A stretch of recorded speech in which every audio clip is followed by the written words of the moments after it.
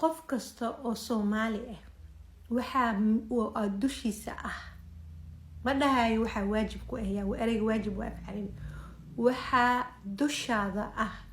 in aad afka Soomaaliga nooleysid sababtoo ah afka Soomaaliga sida uu ku socdo uu baaba'aya waana hadiyadaha uu Ilaahay na siiyay waa af balaaran oo qani ah afka Soomaaliga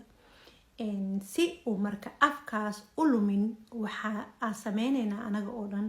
ereyada Carabiga ka ilaali sida hadda ereyga waajib oo kale aan dhahay waa ka saaray waxaan dhahay waxa dushaada ah waxa hebel dushiisa ah ereyga mas'uul xataa waa af Carabi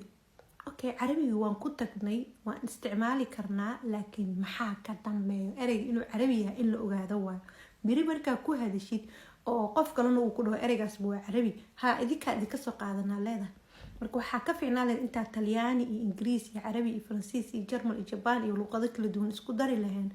in aan ku hadalnaa afka Soomaaliga kaligiisa asaga oo nadiif ah qof kasto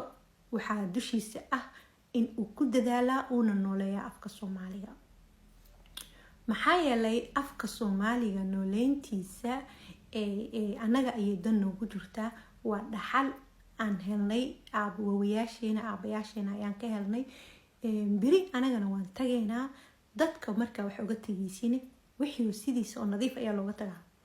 laakiin afka Soomaaliga oo erey kasta la isku qasay lagu wada daray inaan uga tagnaa anagana afkeena ma aha af xoog leh oo maanta adduunyada meelo badan fara badan looga hadli karo sida Englishka oo kale ama Jarmalka iyo ama Faransiiska iyo Isbaanishka iyo ma aha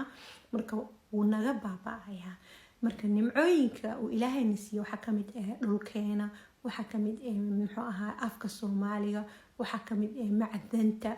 marka okay waxa kale ereyga okay hadda isticmaal marka uu ereyga okay xataa wixii la gelin lahaa waa in la helaa marka waa inaan qofku waa inaan marka luqad ku hadlaysid luqadaas kali ku hadashid hadii kaleeto aniga badana waa ku dadaalaa inaan afka Soomaaliga kali ku hadlo waqti badan ayaana sameeyaa waxaana ugu wacan waxaan ka baqayaa qadhooti qof hada ereyada Nederlandka aan ku hadlo aan dhaxgeliyo ama ereyada Ingiriiska ku hadlo dhaxgeliyo Carabna qaar ka soo qaato qof Soomaaliya joogo oo qof weyn ama Yurub joogo meesha joogo ma ifahmaan gabadhan waxay ku hadlaysaa ma garanayo leeyin qoftan waxay ku hadlaysaa ma garanayo leeyin marka waajibaad la isticmaal waxa dusheena ee afka Soomaaliga inaan nooleeno ona daacad u noqonaa kana ilaalinaa ereyada kale aan ku sharciyeynayno ereyga sharci mujeeda